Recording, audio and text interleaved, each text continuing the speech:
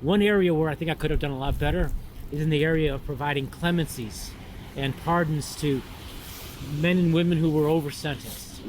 We did about 60 of them when I was governor. I learned some hard lessons on the long journey I was in. For your listeners who don't know, I was the former governor of Illinois and former inmate number 4089244. And needless to say, it was a lot better being governor. Food's a lot better. You don't have to wait in lines and you get to sleep in your own bed. But you learn a lot when you're on a journey like that.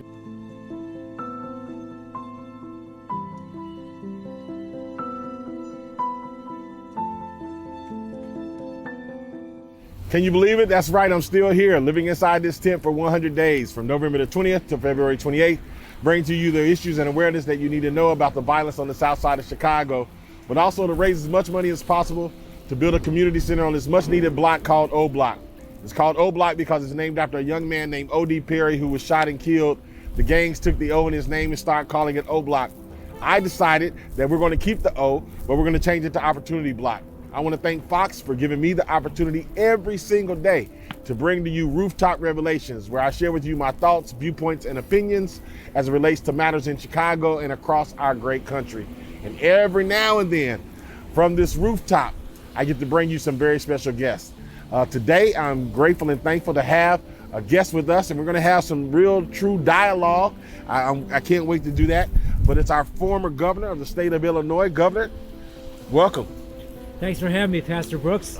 Man, it's cold out here. It's cold and it's getting ready to be a snowstorm. So, you know, we're gonna jump right in. First of all, I always ask people, what are you doing here? What brings you to the south side of Chicago on top of this rooftop? Well, I'm here supporting what you're doing, Pastor, and it's a wonderful thing. And I want the people out there who are listening to know the great work that you're doing. It's all about creating opportunities, you say, for young people. Keep them off the streets, keep them out of those gangs, and get them into places where they can do constructive things like learning vocational training, trades, get a skill, and work hard and get ahead. That's the American story, that's the American dream, the land of opportunity. But for too many kids, there hasn't been opportunity. What you're providing is opportunity and hope, and that'll keep the kids off the streets and doing constructive things, and it'll have a tremendous impact on reducing crime, which is clearly a big problem for us here in Chicago. Absolutely. You know, people are going to ask me, okay, Pastor, why do you have a former Democratic governor on the rooftop talking to you? And my answer to that is, when you were the governor, I was on the opposite side. I'm a conservative Republican, so a lot of the policies that you had in place I didn't agree with. But one of the things that I appreciated about you is that even though I disagreed with some of your policies, you always allowed me to talk with you. You always allowed to have discussions.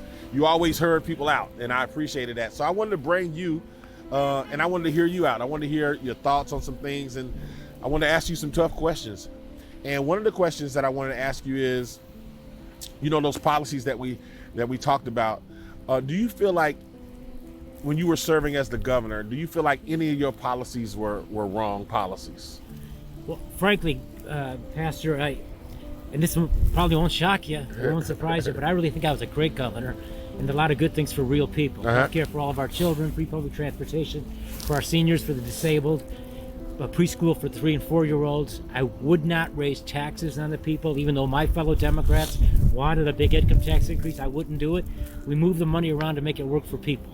One area where I think I could have done a lot better is in the area of providing clemencies and pardons to men and women who were over sentenced. We did about 60 of them when I was governor. I learned some hard lessons on the long journey I was in. For your listeners who don't know, I was the former governor of Illinois and former inmate number 4089244. And needless to say, it was a lot better being governor. Food's a lot better. You don't have to wait in lines and you get to sleep in your own bed. But you learn a lot when you're on a journey like that. And by the way, I didn't break a law across the line or take a penny. It was all politics. And those corrupt prosecutors did to me what they tried to do to President Trump. But having said all of that, you learn a lot on a journey like that. And I think I could have done better in the area of clemencies. Maybe I could have fought less politically. But I do think there's a great opportunity to learn from the past and not to be stuck in the past, and take what you learn and try to apply it to build a better future. Yeah, do you think, and that's great. Do you think when it comes to policies, do you think that bad policy, how does that impact communities like ours? When people put bad policies in place from a political point of view, what does that do to communities like ours? I think one of the bad things about some of the bad policies are the policies that don't really do anything for people. They claim they do, but they don't. They call them half measures dressed up as solutions. Yeah. And I hate to indict my own party, but too many Democrats today are more interested in lip service than actual providing real service. Among the reasons why we have so much crime in Chicago, and this neighborhood here on the South Side is so riddled by gang warfare and gang crime, is because politicians haven't been willing to do the hard and necessary things to provide alternative opportunities for kids to do things like learn the trades. Yeah. I can tell you from my experience here in Illinois, the Democrat Party in Illinois that I fought, my own party, over the issue of vocational training for young black kids. Young black kids were not allowed to do vocational training in the trades in Illinois for decades. And the Democrat Party, ironically, was the one that supported policies that kept black kids out of those trades. And so I think a lot of what's wrong with our country today and here in Chicago and in the state of Illinois are political leaders, too many of them in my party, the Democrat Party, who really don't want to solve problems. Why? Because they want to keep a large constituency groups, largely black people, in a place where they're dependent on them and dependent on government rather than actually lifting them up and giving them a chance to get ahead and not have to look to government for their solutions. Yeah. That's why vocational training that you're doing for your community center is so important, because those kids who can learn the skills and get into the trades will get good jobs, good paying jobs. They'll get ahead. They'll become part of the middle class, and maybe more if they start their own businesses. You know, you bring up a good question I want to ask. How is it then that the Democrats can be so effective in keeping blacks voting for them, even though we both know, you just said that there are times when these same black voters who vote consistently for Democrats get taken totally advantage of, and they're not even given the opportunities for the party that they're voting for? How is that? I could talk about this issue for hours. We don't have that, I know.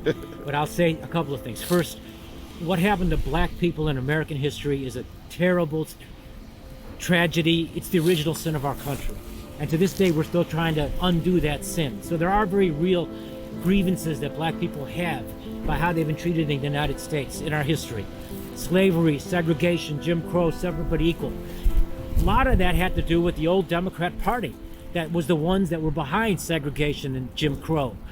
Having said all of that, the modern Democratic Party, they keep the votes of black people by doing a little bit here and a little bit there, but not nearly enough to fundamentally change things and improve things.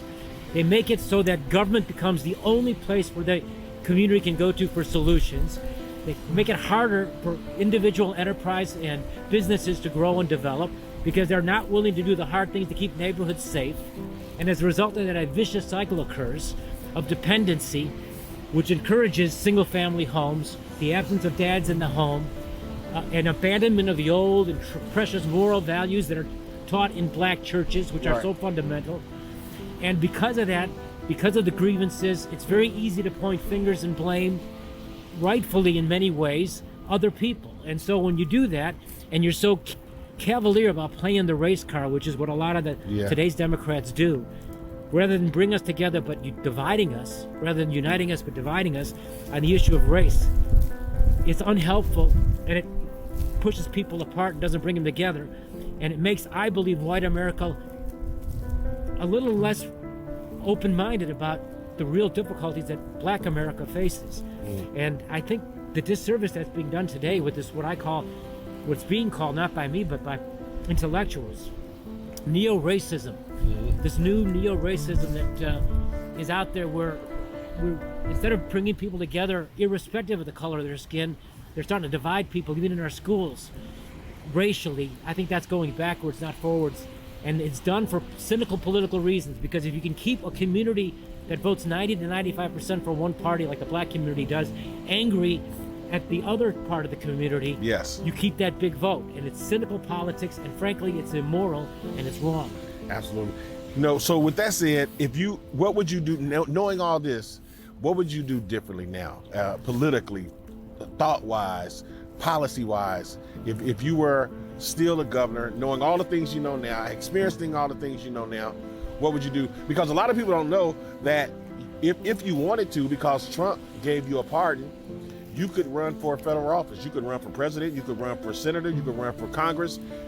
However, in the state of Illinois, because we're so backwards, you cannot run for a mayor, alderman, or a governor because of our laws, which are wrong, by the way. If the president pardons you, you ought to be able to run for anything if you got a pardon. That's a whole nother story. But if you were in play, what would you do different? What do you think you would do different? I would reach out and try to. I'm glad you brought that up about what I would do, because that's a very good question. Am I a Democrat governor or am I a Republican governor? What am I? Well, definitely a Republican governor. I mean, what other party is it? Look, I think the American people, and I think here in Chicago and in Illinois, Pastor, I think people are getting tired of the hyper-partisan politics where we're so divided, and that one side has to be all for one thing and the other side has to be all for the other thing, because neither party has all the answers. Correct. I do think that today's Democratic Party is a very different party than the one I was in. This is not the party of John F. Kennedy. This party has gone so far left, so far away from the values that have made America great that I don't recognize it. So I don't think I would be a leader along those lines. I think I'd be more interested in trying to find new ideas and new solutions to old problems. For example, how do we do a better job of making sure the police work with community leaders and regain the trust of the community, because they are necessary to keep us safe? How do we support the police as opposed to try to defund the police or abolish the police? What do we do about improving our public schools? I went to public schools here in Chicago. I'm a product of the public school system. I wasn't exactly setting the world on fire when I went there, but I still was able to get ahead and become the governor of Illinois. But shouldn't we be thinking about new ways to improve education? What about the idea of giving moms and parents choices on where they send their kids to school? Absolutely. Why are we so stuck in that old politics and the old way? I know why. Cynical political calculations. But I think people are tired of that, and the American people deserve better. And they deserve political leaders who are willing to step outside and try and do things and attempt and find new solutions to old problems. And I think some of the things that you're talking about doing here with this community center is exactly that. Absolutely. So last question. So what is the path forward? You know, as we're up here on this roof and we're talking about all the issues in Chicago, issues that we're facing in America. What are we going to do? What's the path forward? I think the path forward is a couple of things. It is to live up to the dream of Dr. Martin Luther King of creating what he called the beloved community. And that was a community that was based upon people who didn't look at the color of somebody's skin, they looked at the contents of their character. It was a community based upon love, and a community that was predicated on a devotion to those old and precious moral values that have always been right. And you can find them in the Bible, and you can find them also in other places. But I think going back to those kinds of things, those old values, fundamentally based upon loving one another, loving thy neighbor, and living the golden rule. Look, when I was governor, and I hate to brag on myself, Pastor, but I got to tell you, I really think I was a great governor. I could have done certain things better, but I really think we did real stuff for people without burdening them with higher taxes. And when you do that, you make the establishment angry and they want to get out and destroy you. But I would ask myself periodically when I was governor, I had that power. That was the beautiful part of being governor. What is it that I would want for my family? What is it that I would want for my late parents when they were working hard to try to build a better life and give me a chance at a better life than what they had? What would I want for my kids? In other words, the golden rule. If we have political leaders who try to put forth policies and offer solutions that are predicated on the simple, common sense, yet I think indisputable, correct path, the golden rule, doing unto others as you would want them to do unto you, and you have the power to do that, that's how we create the beloved community and make our country great again. Absolutely. Well, listen, it's been awesome. Thank you. Listen, it's snowing, so we're going to enjoy tonight. We're going to have some nice dialogue, nice discussion. We've got a little Bible study planned, and we're going to have a good time. And I want you to know I appreciate you coming to the rooftop to share your thoughts, viewpoints, and opinions, and you're always welcome. Thank you, Pastor Brooks, and I want to make a campaign promise to you, if that's okay. I'm sleeping over tonight, but I want all your listeners to know this ain't a one-night stand. I'm coming back. I'm committed to the cause. Absolutely. Listen, it's been awesome. I thank you all for tuning in every single day to Rooftop Revelations. All the people who view our posts and send me so many nice, wonderful emails. I want to take a moment just to tell you how much I appreciate it. It's because of you that we've been able to reach a broad perspective and so many people from across America. And I want you to know we are extremely appreciative here on the south side of Chicago. Big thank you to Fox for giving us this opportunity every single day. Eli Steels for producing such a wonderful production. Terrell for filming it even in the snow. And as I always say, it's another day, another Rooftop Revelations. Until tomorrow, peace.